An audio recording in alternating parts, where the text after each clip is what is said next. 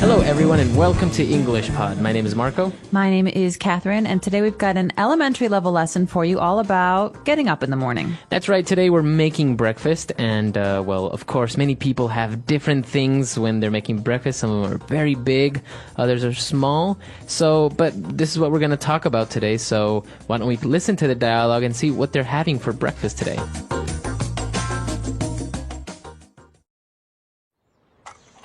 Smells good. What's for breakfast? Well, since we're getting up so late, I decided to make a big breakfast. Nice. Brunch. Kind of. So I made scrambled and soft-boiled eggs, some French toast, and buttermilk pancakes. Wow, you really went all out. Did you make any coffee? Yeah, just the way you like it. I also put out some cereal and muesli if you feel like having something more light. Looks good. I'll squeeze us some fresh orange juice. Get the jam and butter while you are in there. Oh, and don't forget the syrup. Alrighty. All right, we're back. So a lot of interesting things. A huge breakfast. Way too big for me. I don't like to eat a big breakfast because I feel like makes me tired and then I don't have any energy. Especially if you just get up, right? Exactly. You need to shower and maybe have some fruit and then go to work. But we can talk about that at the end. There were a lot of interesting words and phrases that we heard that we would benefit from taking a closer look at.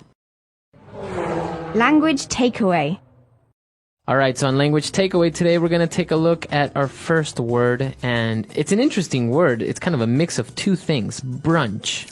That's right. So this word comes from two different words, breakfast, breakfast, and lunch. That's right. So brunch. So if you have brunch, what is exactly brunch? Well, there's two ways to look at brunch. One is the time element. Okay. Usually brunch is later than breakfast, but maybe a little earlier than lunch. So 11 o'clock or maybe even noon. But the other thing is size. Because you're putting two meals together, usually brunch is very big. You eat a lot of food. Okay, so it's a perfect combination of breakfast and lunch. I'm the type of person that likes having scrambled eggs at noon, so this is a perfect solution, brunch. Right, you don't have to only eat eggs at breakfast, you can eat them at lunch as well. Exactly. This is actually something we do a lot in America for Mother's Day. So mom wakes up late, we take her to brunch. It's a very big special meal. Very good. And talking about eggs and the types of eggs that we can have, I mentioned scrambled eggs, and in the dialogue we also heard soft-boiled eggs. Okay, these are two very important kinds of eggs. Usually if you're in a restaurant, they will ask you, how do you want your eggs cooked or done?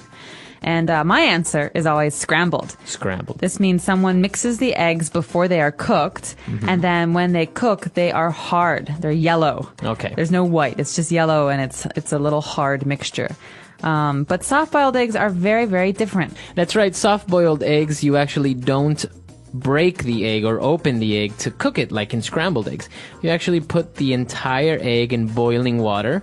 I think it's for 2 minutes, and then you take it out, and then you open the shell, and the eggs are kind of cooked. It's kind of hard in some parts, but it's also kind of liquidy in other parts. That's right. So the outside, the white part is hard, but the yellow part, the yolk, is liquid. It's not hard. That's right. And actually, if you want the whole egg to be hard, you can ask for hard-boiled eggs. That's right. Those are cooked for much longer. That's right. Okay. So we have scrambled eggs, soft-boiled eggs, we have French toast, and we have buttermilk pancakes. Okay, so you can ask for just pancakes. But if you want to be specific, you want to give instructions about what kind of pancakes, you can ask for buttermilk pancakes. And what exactly is buttermilk? Buttermilk is a very, very creamy, eggy milk that's very, very high in fat. That makes everything taste better, I think. This is used a lot in baking, not really in other kinds of foods. So you can have buttermilk muffins or buttermilk biscuits, but usually you have buttermilk pancakes. And so these are very rich, very fatty pancakes. Awesome. Yeah, they taste delicious. All right, so now if we want to eat a little bit more healthy, we do have some cereal and some muesli. Muesli is a funny word. It's not a sound we make very often in English. Muesli. Yeah. I think it actually comes from German. It does look German. Because actually the spelling is M-U-E, so you would kind of want to say muesli or something. Yeah, no, we say muesli, and it's basically a mixture of granola or different kinds of fiber grains. Yeah, so just think of having like raisins and maybe some almonds, granola, all mixed up, and you have this nice thing that goes well with yogurt, muesli. It's very, very tasty and also very good for you. Okay. And now, well, actually going back to pancakes, no pancake is possible to eat unless you put syrup on it, right? Well, some people might disagree. I know a lot of people who eat pancakes with honey or with butter. True. But the best, I think, is with syrup. And syrup is basically liquid sugar. And you put it on your pancakes to make them sweeter. Okay. Actually, it's the same thing as honey, basically, except that it doesn't come from bees. Right. So real syrup, we say maple syrup, comes from maple trees, and you tap the tree and it comes out. It's very, very, very sweet. But we also have syrup you can buy at the store, which is artificial. Man-made. Yeah, it's basically just sugar. Okay, very good. So that's what we have with pancakes usually, but why don't we go back, listen to our dialogue again. Let's review all of these yummy breakfast treats, and we'll come back in a bit with Fluency Builder.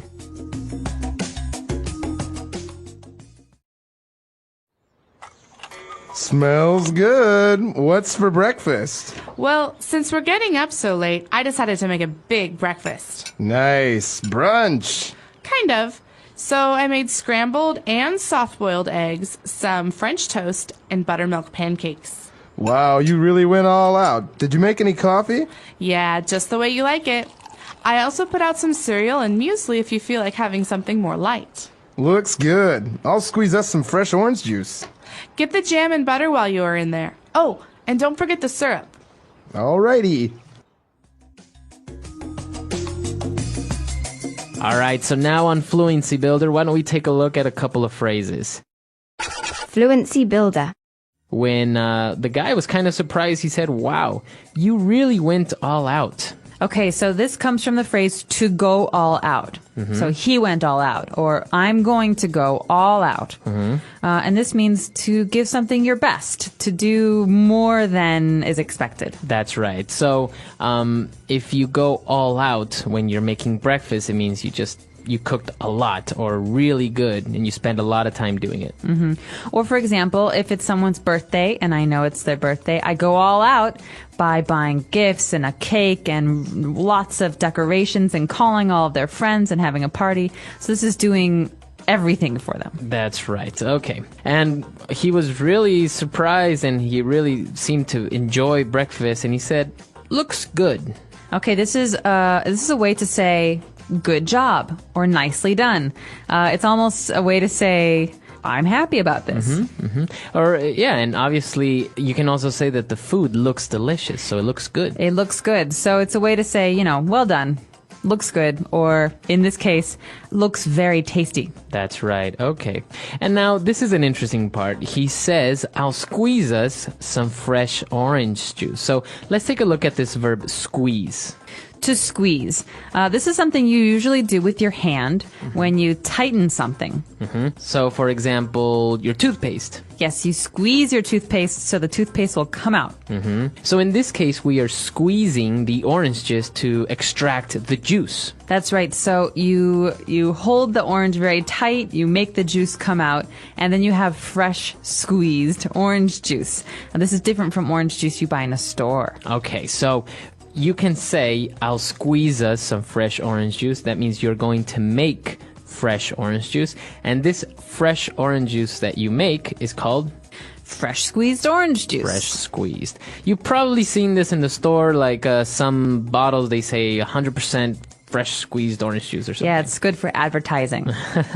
All right, so very good. A lot of great, interesting phrases there. Why don't we listen to our dialogue one last time?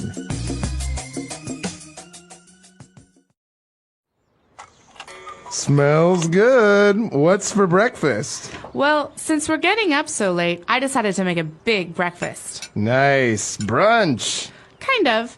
So I made scrambled and soft-boiled eggs, some French toast, and buttermilk pancakes. Wow, you really went all out. Did you make any coffee? Yeah, just the way you like it. I also put out some cereal and muesli if you feel like having something more light. Looks good. I'll squeeze us some fresh orange juice. Get the jam and butter while you are in there. Oh, and don't forget the syrup. Alrighty. All right, so talking about brunch and breakfast, what is your typical or ideal breakfast? Oh, that's a hard question. Breakfast is my favorite meal of the day. So I could eat breakfast, all kinds of breakfast, anytime. But one of my favorite kinds of breakfast is a Greek diner breakfast. Greek diner. What does this have? Okay, well, we have a lot of diners or small restaurants that are very, very cheap and fast in America. And this usually involves some scrambled eggs that are made with cheese and toast and potatoes and bacon and sausage and a coffee. Wow. Big breakfast. Very big. But delicious. Nice. What's your favorite? I also really, really like breakfast, and I actually like having places that you can have 24-hour-a-day breakfast. All-day breakfast is called, so I can have breakfast for dinner. Right, that's usually in America, you go to a diner. Yeah, because they have exactly. breakfast at 4 o'clock in the morning or at 7 o'clock at night. I'm not really a coffee person. I actually enjoy either juice, orange juice, or hot chocolate. I really like hot chocolate. And definitely pancakes. 3 buttermilk pancakes stacked. And as you Syrup? said before, syrup, but I actually also put butter on it. So Gross. I know a lot of people who do that. They put butter on first. yeah, And then they pour the syrup. Yeah, of course. So it's like very, very fatty. And hash browns. I'm definitely a fan of hash browns. Those are potatoes that are chopped very, very finely, and you fry them together, so it almost becomes like a potato pancake. Yeah, exactly. So a lot of great stuff. And obviously, breakfasts around the world are different. I know, for example, in some countries, they have the fisherman's breakfast. So in the morning, you have black coffee, rice, and fish. That's right. Because you're going to work all day. So we're really curious about how breakfast is in your country, what a typical breakfast is like. Yeah, what are traditional breakfasts, and what is your favorite breakfast? Let us know on our website, englishpod.com. We hope to see you there. All right, bye. Bye.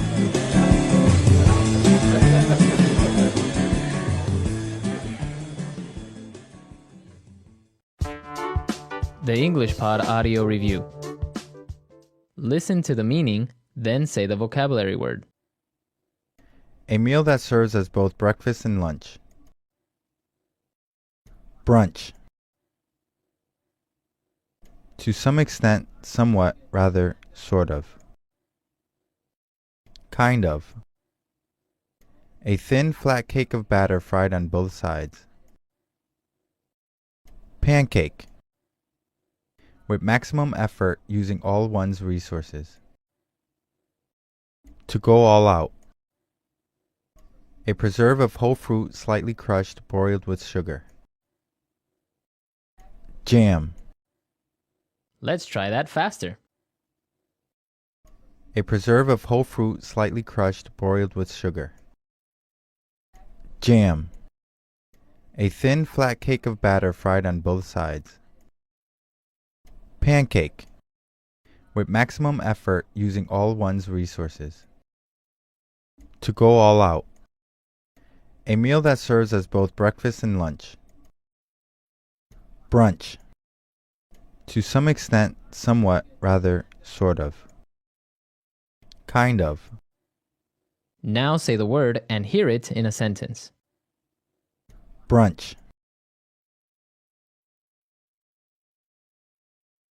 Every Saturday, my mom prepares a huge brunch for us. Brunch.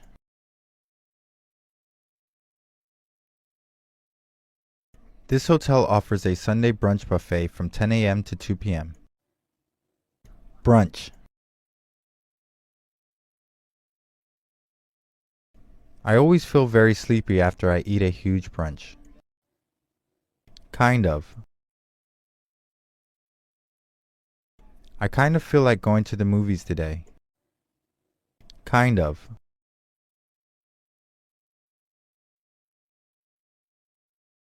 A raspberry kind of looks like a strawberry, but it tastes very different. Kind of. My dad is kind of like a huge teddy bear. Pancake.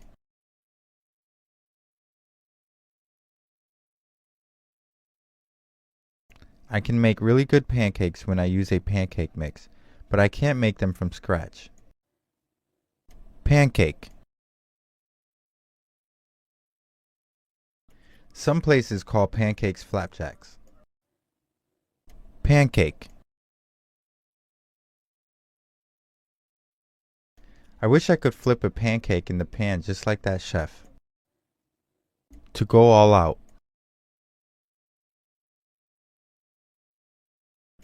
My brother went all out when he planned his girlfriend's birthday party. To go all out.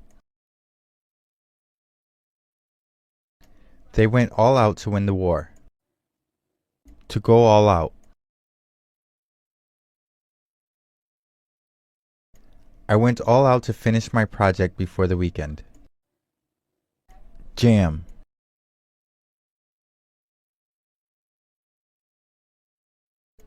My granny makes her own strawberry jam from scratch and gives us each a jar.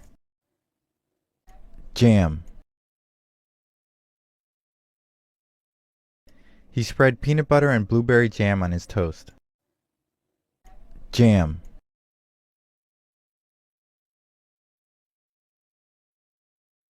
The restaurant had about a dozen of flavors of jam and marmalade to choose from.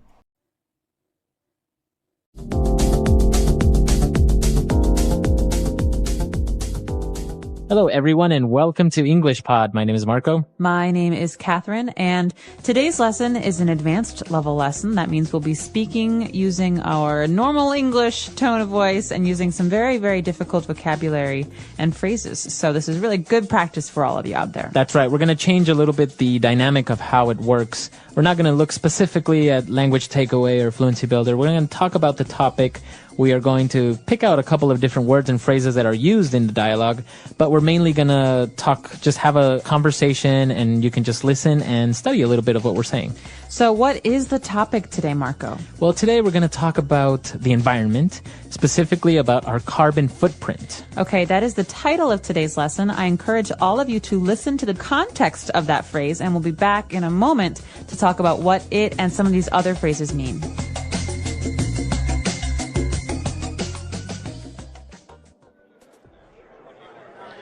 So what's your guys' take on all this global warming hysteria in the media? It's pretty serious, man.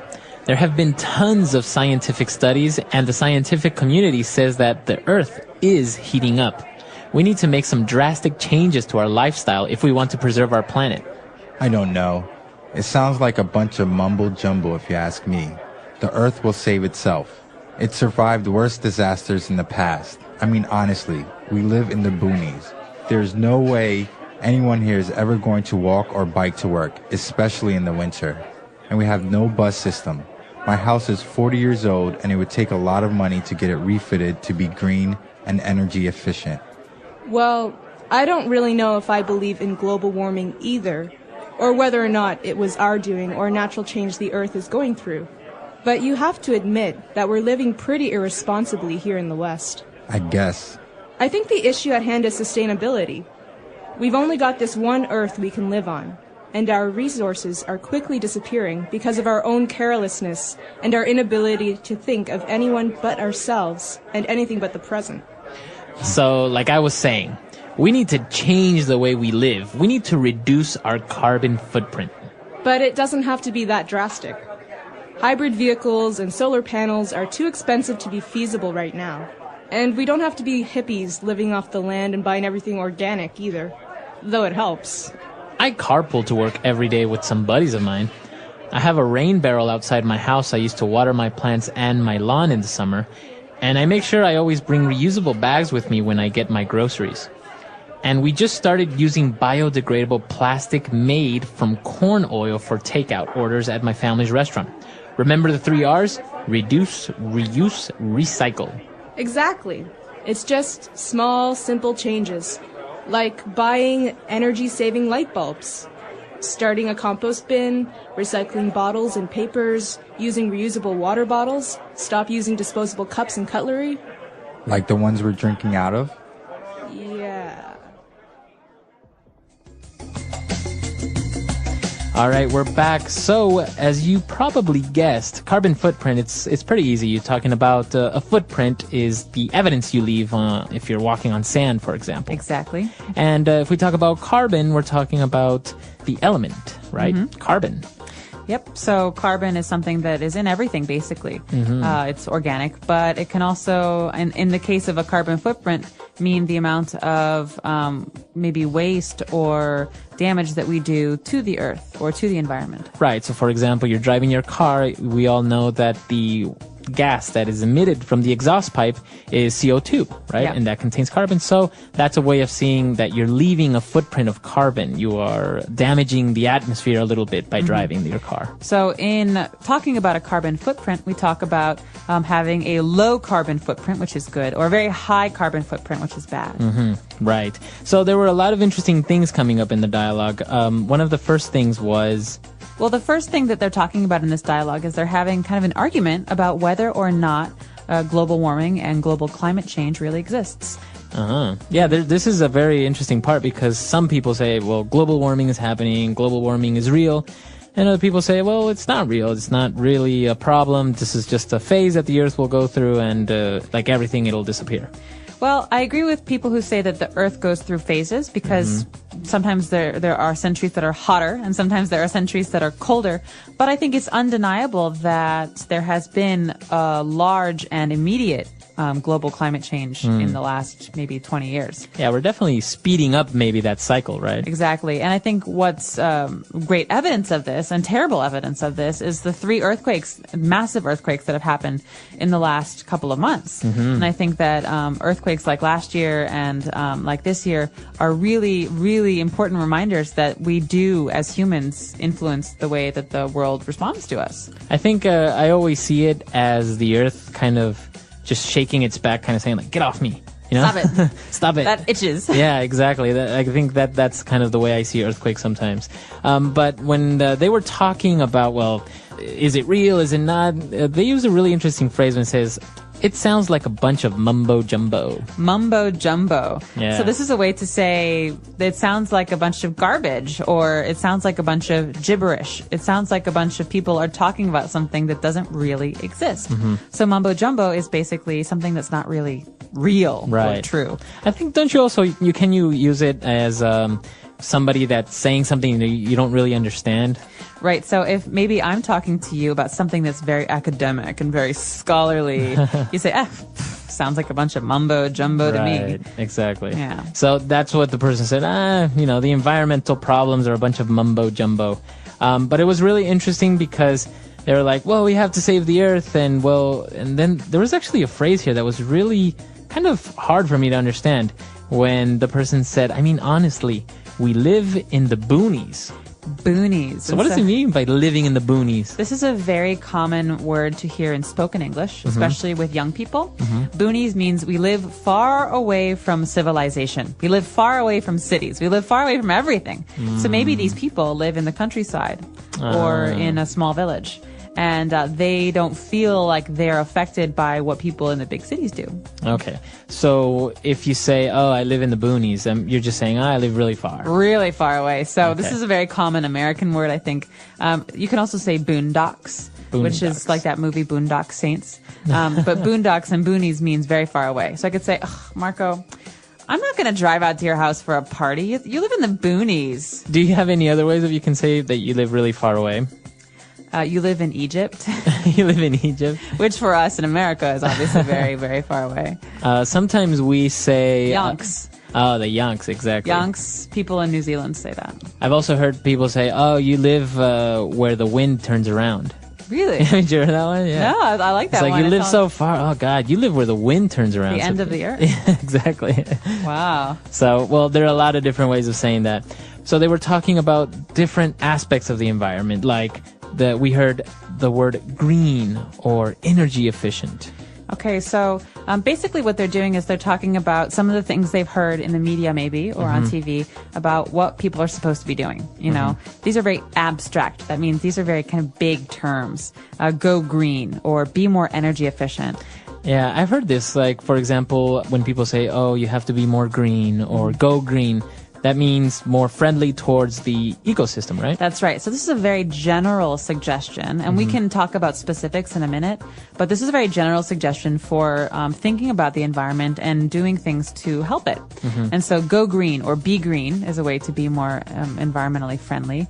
We also have using energy efficient computers or light bulbs or TVs. Right. And the third thing that they talk about, and this is something that comes up a lot, is sustainability. Okay? Yeah, that's a big word that a lot of people like to use. Yeah, it is. In this type of topic, sustainability. Right. So sustainability comes from the word to sustain. That means to hold out over time or to continue. So you think about something. Maybe sustainability is, I think, in many cases about doing or having habits, doing things that you can continue to do for a long time. For example, driving a big SUV to work every day is not keeping in mind sustainability because one day there will be no oil. So then what do we do? Right. So that's not a sustainable action. Sustainable actions mean that we have less impact, negative impact on the world. Right. So basically what you're trying to do is to sustain, which means to hold, to withstand these habits, for example. So Right. when you talk about a sustainable ecosystem, it means that it has everything it needs and it can continue to work for a very, very long time. Right. So you can also talk about sustainable development, which we talk about in aid and giving aid to other countries. So sustainable development is trying to help other countries or other people in ways that they can continue to do for a long time. It's also very popular with tourism. They talk about sustainable tourism.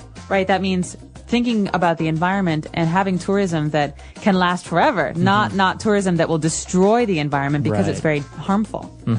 It's a very interesting topic, and as you say, it's used in a wide range of cases. Sustainable development, sustainable projects, sustainable tourism. There are a lot of different ways that people use this, but it's basically the same thing, right? In essence, it refers to that. Yes, keeping something going over time. But I think the big question here is, if you want to go green, if you want to be environmentally friendly, what do you do?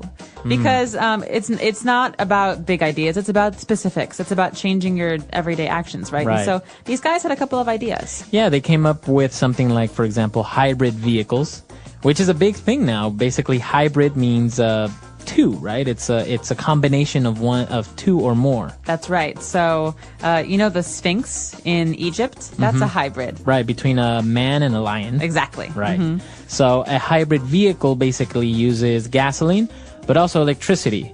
So they're actually very efficient because And they're quiet. they're quiet.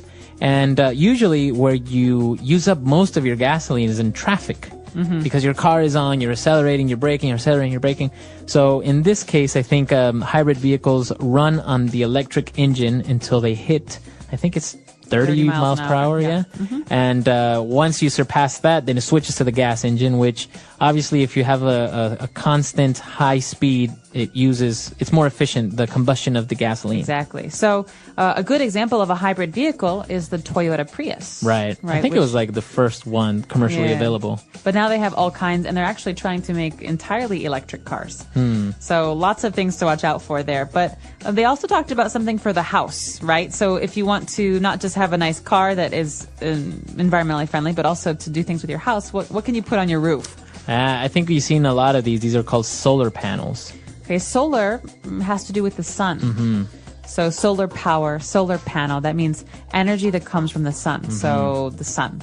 And a panel is like a pad or like a some kind of device that can take the energy from the sun. Yeah, it's really, really good. Basically, you know, in some places you have anywhere between 8 to 12 hours of sunlight. So the whole day, these panels are absorbing energy. You can store them maybe in batteries and then just use them later. So basically, you don't really need to use electricity that comes from coal or from nuclear power plants because, Right. if you want to turn on a light, it doesn't really use up a lot of electricity. And there's no waste. And there's no waste. It's all clean. So my question for you, does Ecuador have a lot of solar panels everywhere? Because you guys have so much sunlight down there. We don't really have a lot of them. It's not a big commercial thing yet, but there are a lot of projects going around to help implement these things a lot better. For example, taking these technologies to the countryside where people don't have access to electricity by means of cables, right? So they're implementing that there, getting them to use it, but it's still expensive. That's the problem with Yeah. solar panels is that, of course, it's an energy efficient way of going. It'll save you money in the long run, but But upfront, it's a you lot got of to money. spend a lot of money. Well, and here's a good way to use sustaining. If someone in the countryside has solar panels in their house, it's a self-sustaining way to produce energy. You don't have to Exactly. depend on another place or a Exactly. person.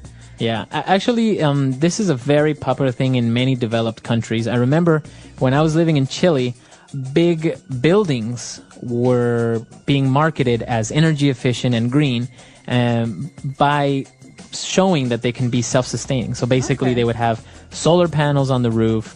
They would collect sunlight all day, and then they had big batteries that would store this energy, and then you can use it. They were more efficient into keeping heat or keeping the cold.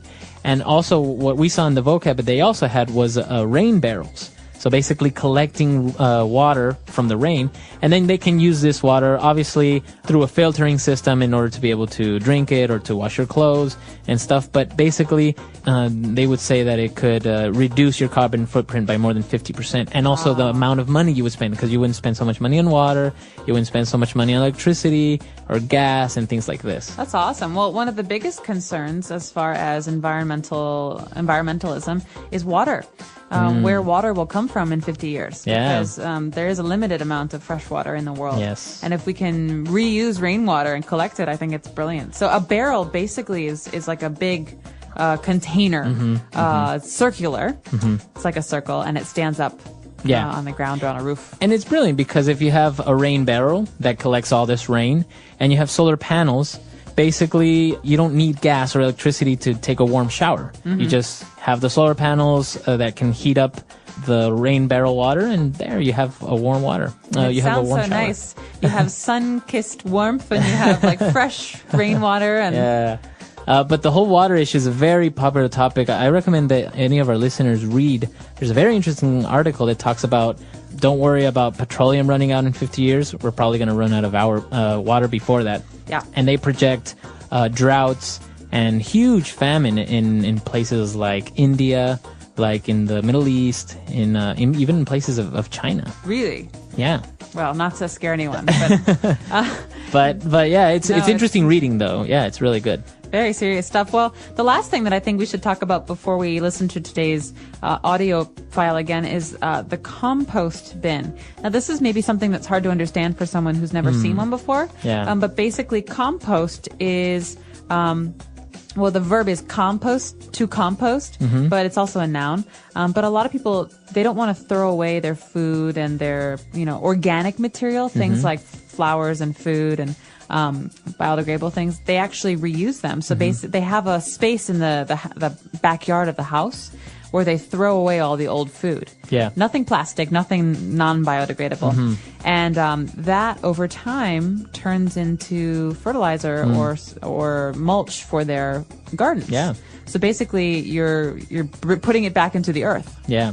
No, this is a very good option, and I remember seeing that even in Brazil, they have huge compost bins or compost places that they fill up with this garbage, and obviously things that decompose start to emit methane gas. Yeah.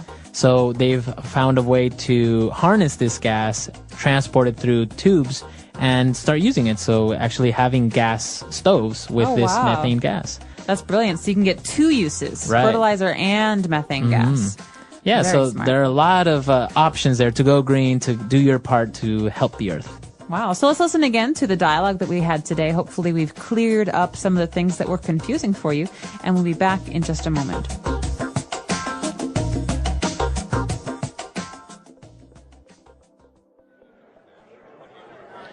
So what's your guys' take on all this global warming hysteria in the media?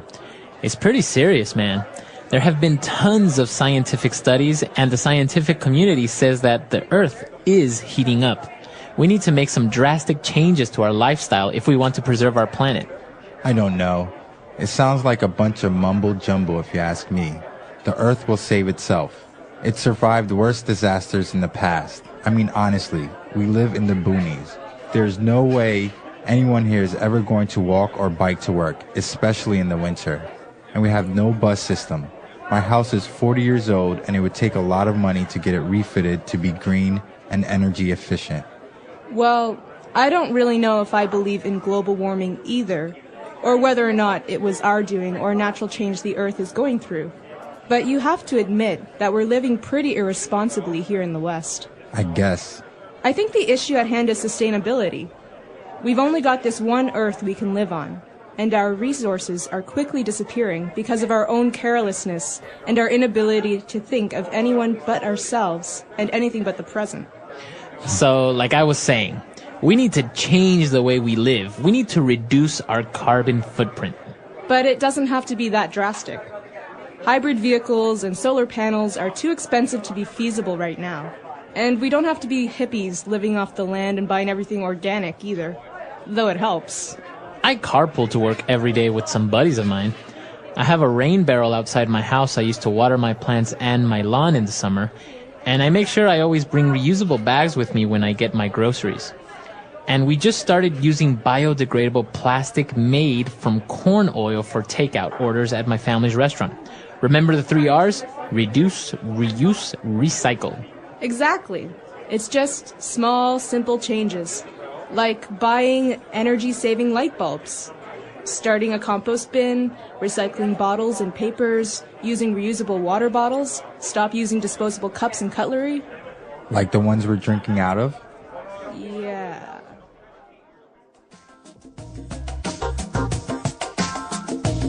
All right, we're back. So it's a very interesting topic, very debatable. We have Earth Day coming up, I think. You have to turn off your lights for an hour. That's right. Earth Hour, Earth Day. So remember, reduce, reuse, recycle, the 3 R's. Yeah. Think about the way that you use things and, try and reuse them if you can. Yeah, it's a very good topic. We want to know what you think about it. And also, if you have any suggestions or any comments about future advanced lessons, why don't you tell us? Our carbon footprint. Our carbon footprint is the total amount of carbon dioxide, CO2, and other greenhouse gases we produce through our daily activities. Everything we do, from driving a car to using electricity, contributes to our carbon footprint. Greenhouse gases trap heat in the atmosphere, causing global warming and climate change. Understanding our carbon footprint and learning how to reduce it is important for protecting the environment and making the world a better place. What creates a carbon footprint? A carbon footprint comes from many sources, including transportation, energy use, food production, and waste. Some activities produce more carbon than others. The more energy and resources we use, the bigger our carbon footprint becomes. Transportation.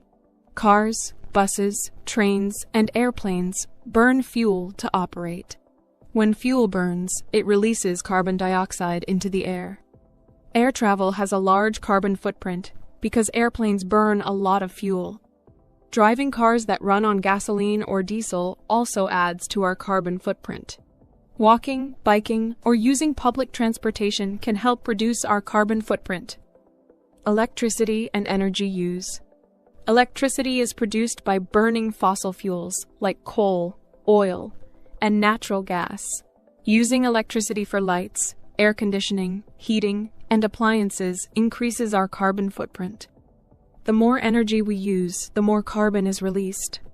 Turning off lights when not needed, using energy-efficient appliances, and choosing renewable energy sources like solar or wind power can help reduce our footprint. Food production and agriculture.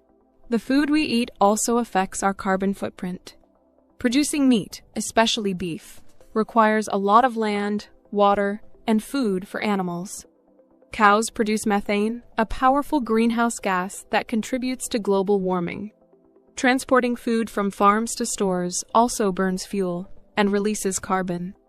Eating more fruits, vegetables, and locally grown food helps lower our carbon footprint. Waste and pollution.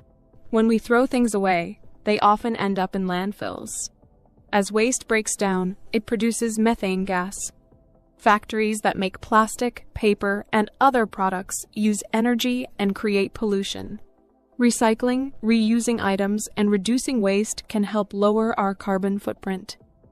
How to reduce our carbon footprint? There are many ways to reduce our carbon footprint and help the environment. Even small changes in our daily habits can make a big difference. Use less energy. Turning off lights, using energy-efficient bulbs, and unplugging devices when not in use can save electricity. Using less heating and cooling by wearing warm clothes in winter, and using fans in summer also reduces energy use. Choose green transportation. Walking, biking, and using public transport like buses or trains reduce carbon emissions.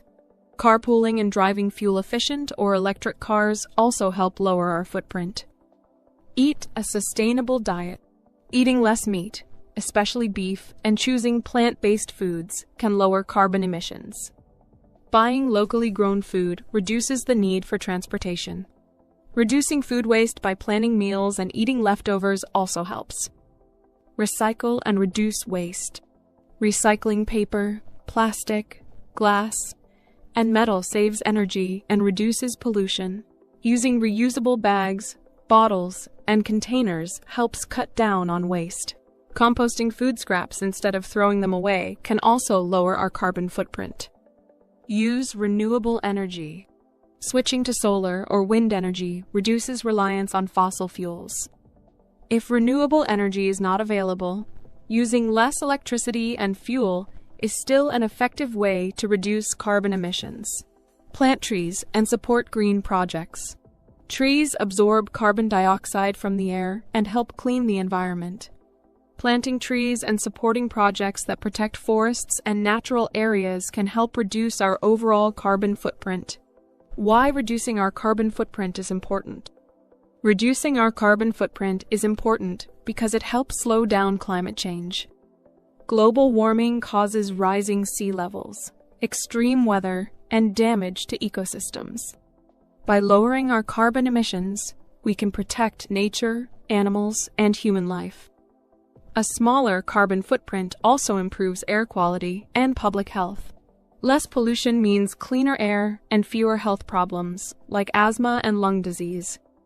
Saving energy also reduces costs, helping people save money on electricity and fuel. Governments, businesses, and individuals all play a role in reducing carbon footprints. Countries are creating laws to reduce emissions. Companies are making eco-friendly products. And people are changing their habits to live more sustainably. Conclusion. Our carbon footprint is the total amount of carbon dioxide and greenhouse gases we produce through our daily activities. Transportation, energy use, food production, and waste all contribute to our carbon footprint. However, there are many ways to reduce it, such as using less energy, choosing green transportation, eating sustainably, recycling, and using renewable energy. Reducing our carbon footprint helps protect the planet, slow climate change, and create a healthier future for everyone. Even small changes can make a big difference when we all work together. The English Pod Audio Review. Listen to the meaning, then say the vocabulary word. Unintelligible or incomprehensible language. Mumbo jumbo. Gain heat or get hot. Heat up. Maintain in safety from injury, peril, or harm. Preserve. Rural, country, or jungle. Boonies. Keep in existence and maintain. Sustainability. Sudden and severe. Drastic. Capable of being done with means at hand. Feasible. Add new parts. Refit. Prepare and equip for additional use. Refit. Available source of wealth. Resource. Share the car with others to work. Carpool. Let's try that faster. Sudden and severe. Drastic. Capable of being done with means at hand. Feasible. Maintain in safety from injury, peril, or harm. Preserve. Prepare and equip for additional use. Refit. Unintelligible or incomprehensible language. Mumbo jumbo. Share the car with others to work. Carpool. Rural, country, or jungle. Boonies. Keep in existence and maintain. Sustainability. Available source of wealth. Resource. Gain heat or get hot. Heat up. Add new parts. Refit. Now say the word and hear it in a sentence. Mumbo jumbo.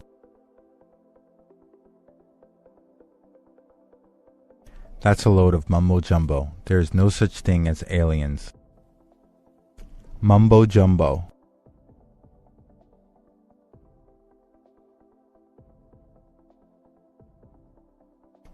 That's a bunch of mumbo jumbo. You guys like each other and get along well together, so you should at least try one date. Mumbo jumbo.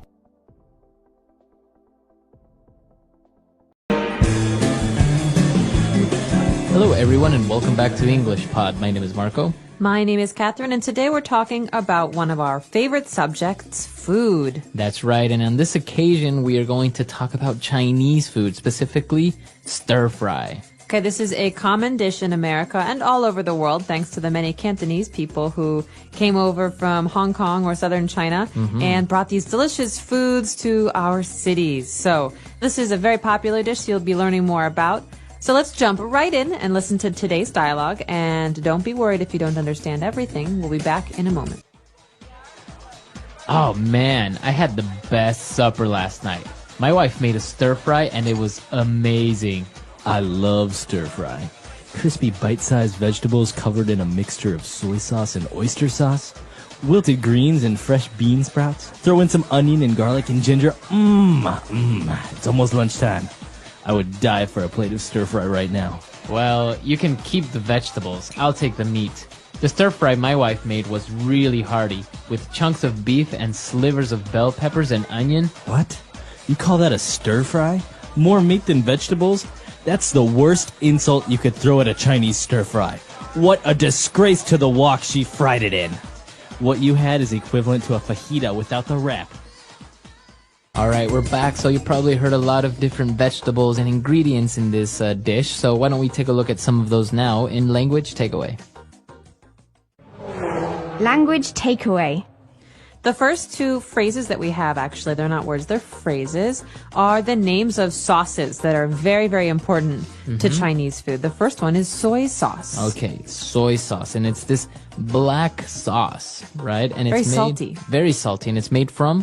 Soybeans. Soybeans, okay. Soy. So soy is a bean, a vegetable product, but soy sauce is a thin, black, salty sauce. Okay, and it's very, very common to use it with Chinese dishes especially. It's very related. You usually have sushi with soy sauce. Exactly. So Japanese food use a lot of this too. All right, and the other sauce that's not very common in our countries is oyster sauce. Okay, an oyster is an animal that lives in the sea. It lives in a shell, and we often eat oysters as a dish. But oyster sauce is stinky, thick, dark sauce that is very popular in Southeast Asian, so Vietnamese food as well, and Chinese food. Okay. So it's part of the ingredients of Chinese food. It's really good. It smells terrible, It's but when stinky. but when you mix it with food and you cook it, it adds a very, very good flavor. Absolutely. All right, so that's the sauces. Now, apart from sauces, we have some vegetables, and some of those are bean sprouts. Bean sprouts are very common vegetables, especially in Asian food. So you see a lot of these. They're usually almost white, almost clear, and they're crunchy. And they have a little green part at the end. Right, so they're like little straws with a little green point at the end. So usually those go into your dish at the very end because they cook quickly. Bean sprouts. Okay. Now, if you're cooking stir fry, what you need is the correct tools. And the main tool that you need is a wok. That's right. So a wok is actually a word that we take from, I think, Cantonese. I'm not positive. I don't speak Cantonese. But in English, we normally say frying pan. Okay. But this is a special Asian frying pan that's very, very large and very thin. So foods cook quickly in a wok. Okay, and it's not like the other pans where it has a big flat part. It's very, very round all over. That's right. It's almost like a bowl that sits on your stove and you cook quickly in a wok. All right, so that's a wok. And, well, the guy compared his stir fry to a fajita. Now, fajita, that's not Chinese. And it's not English. Okay. Well, it is English now. It's actually the name of a food from Latin America. So South America and Mexico and Central America. I think more Mexican than anything. And it's like slivers of meat, so thin strips of meat and vegetables that you eat in a tortilla bread almost. The tortilla is very thin corn or flour pancake. Yeah, so that's a fajita. It's kind of, you've probably seen it, a fajita or maybe what's commonly known as well as a burrito, which actually is also an American invention. I don't think that exists in Mexico. No, but they are delicious. I think the word is Tex-Mex. Yeah, Texas Tex-Mex. Mexican, so Tex-Mex. All right. So that's what we have for you on Language Takeaway. Why don't we go back to our dialogue, listen to it again, and we'll be back shortly. Oh man, I had the best supper last night. My wife made a stir fry and it was amazing. I love stir fry. Crispy bite-sized vegetables covered in a mixture of soy sauce and oyster sauce. Wilted greens and fresh bean sprouts. Throw in some onion and garlic and ginger. It's almost lunchtime. I would die for a plate of stir fry right now. Well, you can keep the vegetables. I'll take the meat. The stir fry my wife made was really hearty, with chunks of beef and slivers of bell peppers and onion. What? You call that a stir fry? More meat than vegetables? That's the worst insult you could throw at a Chinese stir fry. What a disgrace to the wok she fried it in. What you had is equivalent to a fajita without the wrap. All right, we're back. So now I think we should take a look at some of those phrases that were used in this dialogue in Fluency Builder. Fluency Builder. The first phrase we have in Fluency Builder is a phrase that you will hear very often when you watch cooking shows. So this is a term we say throw in, to throw in. Okay, so throw in some vegetables or throw in some onion and garlic, and that means to just put it into the pan, put it into the pot. That's right, but it's very general or casual or easy. You just add some. If we want to be specific, we can say, please add 1 cup chopped onion. Okay? 1 cup of chopped onion. But here, throw in just means add casually. Okay, add some onion. So we throw in all of these ingredients and it sounds so delicious that the guy says, I would die for a plate of stir fry right about now. So that means he wants some stir fry. I would die for is a good thing. It's a way to say I really want something. It's an exaggeration. It's not like you would actually die for it or you are dying to eat it. It's just that it's an exaggeration means that you really, really want it. I would die for a new car. My car is old and it never really works. All right, so you really want a new car. Okay. And, well, the guy obviously didn't really like what he was talking about and how he cooked this stir fry. And he said, what a disgrace to the wok she fried it in. Okay, this is a way to say that something is bad. It's embarrassing. So we can say that this food is a disgrace to Chinese food because Chinese food is one way, but this doesn't even look like Chinese food. So a disgrace. So the word disgrace, it means that something is bad. Or embarrassing to something Embarrassing. else. So a parent can say, you're a disgrace to this family. That means this family has a good reputation. But what you did, what you do, these are bad things. They make us look bad. They're embarrassing. They're embarrassing to us. Okay. So it's a very strong phrase. This is a disgrace. Okay.